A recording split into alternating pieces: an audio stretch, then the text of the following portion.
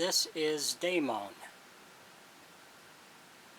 He's 42 inches tall from the top of the head to his feet. The head is completely carved out of wood. The horns are carved out of wood. The eyes are acrylic. They do not move.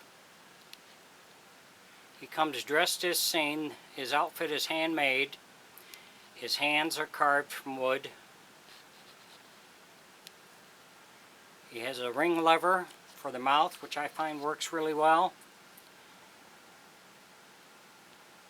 So if you're interested or have any questions about him, you can contact me on my Facebook page, Daniel Cosno. You can also go to my YouTube page and see how I make my figures. The body is a wood frame covered in cloth, and the arms and the legs are stuffed. Thanks for watching.